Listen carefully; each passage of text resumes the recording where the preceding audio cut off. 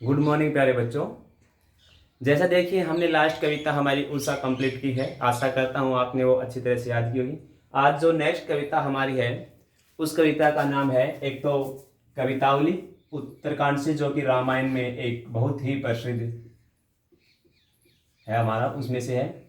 दूसरा इसका भाग होगा राम मूर्छा और लक्ष्मण मूर्छा और राम का विलाप। यानी कि जब राम और रावण का युद्ध होता है तो उस समय जब लक्ष्मण जी मूर्छित हो जाते हैं और जब हनुमान जी संजीवनी बूटी लेने के लिए जाते हैं तो उस समय जो राम का विलाप होता है उसका वर्णन किया गया है।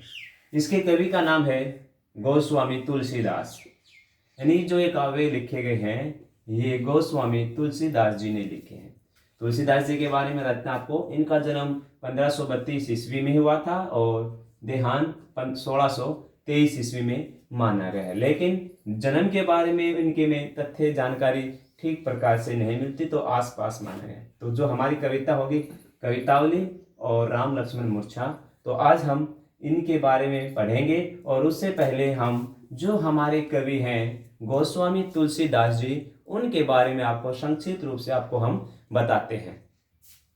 तो देखिए तुलसीदास जी के बारे में कि गोस्वामी तुलसीदास भक्तिकालीन राम काव्य धारा के सर्वाधिक प्रमुख कवि हैं। उनका जन्म 1532 ईस्वी में बांदा जनपद के राजपुरा गांव में हुआ। लेकिन अन्य विद्वान इस से सहमत नहीं, यानी कि इस बात से जो दूसरे विद्वान हैं वो सहमत नहीं है। पंडित गौरीशंकर तथा रामनरेश त्रिपाठी ने एटा जिले में सोरो गांव को तुलसीदास का जन्म स्थान माना है। उनकी माता का नाम हुलसीबाई और पिता का नाम आत्माराम दुबे था। अशुभ मुहूर्त में जन्म लेने के कारण माता पिता ने उन्हें त्याग दिया। यानी अच्छा मुहूर्त नहीं था जब उनका जन्म हुआ था, तो इसलिए तुलसीदास के माता पिताजी ने उनको त्याग दिया था। जन्म के 3 दिन बाद ही उनकी माता का देहांत हो गया और मुनिया नामक दासी ने शिशु तुलसीदास का पालन किया। यानी कि उसकी माता की मृत्यु होने के बाद जो उनकी एक दासी थी मुनिया नामक, उस दासी का उसका पालन पोषण दासी ने किया था। बाबा नरहरि दास इनके गुरु थे। इनके गुरु क्या नाम था? नरहरि दास। इन्होंने ही इनका नाम तुलसी रखा था।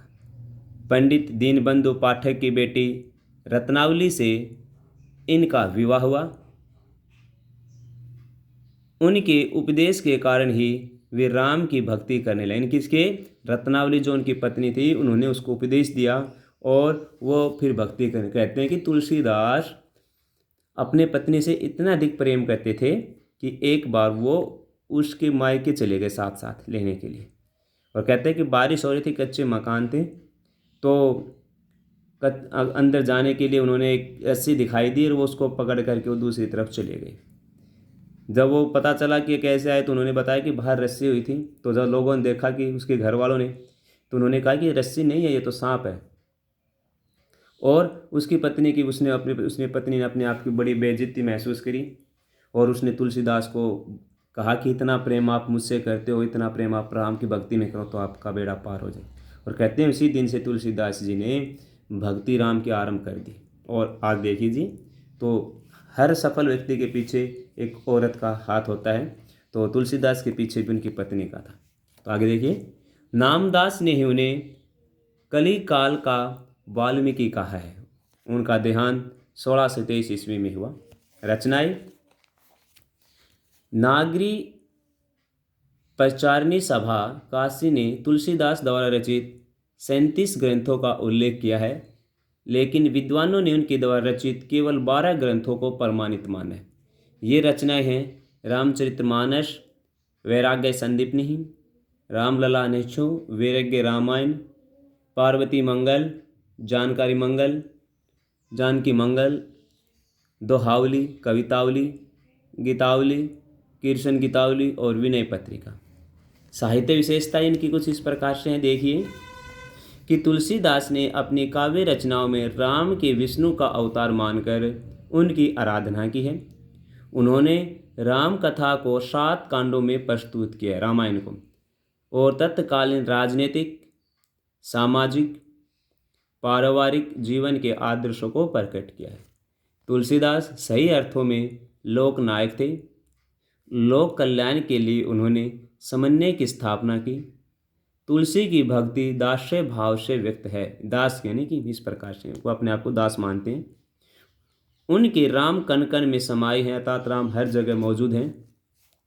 वे सभी के लिए सुलभ हैं और आसानी से मिलने वाले हैं राम। पुनः कवि ने राम कथा के विभिन्न पात्रों का यथार्थ वर्णन किया है। उनके सभी पात्र समाज को कोई न कोई संदेश अवश्य देते हैं। यही नहीं, कवि ने अपनी कुछ रचनाओं के प्रकृति का भी सुंदर चित्रण किया है। अब भाषा शैली देखिए कि तुलसीदास ने अवधी तथा ब्रज दोनों भाषाओं में साहित्य सृजन किया है। इन दोनों भाषाओं पर कवि का असाधारण अधिकार था। विशेषकर रामचरितमानस में अवधी तथा विनय पत्रिका में ब्रज भाषा का सुंदर प्रयोग देखा जा सकता है। इसके साथ कवि ने संस्कृत में तत्सम, भोजपुरी, बुंदेलखंडी और फारसी शब्दों का भी खुलकर प्रयोग किया। कवि ने शब्द अलंकार और अलंकारों का भी प्रयोग किया है बड़े सुंदर ढंग से। यही नहीं, कवि की छंद योजना भी श्रेष्ठ है।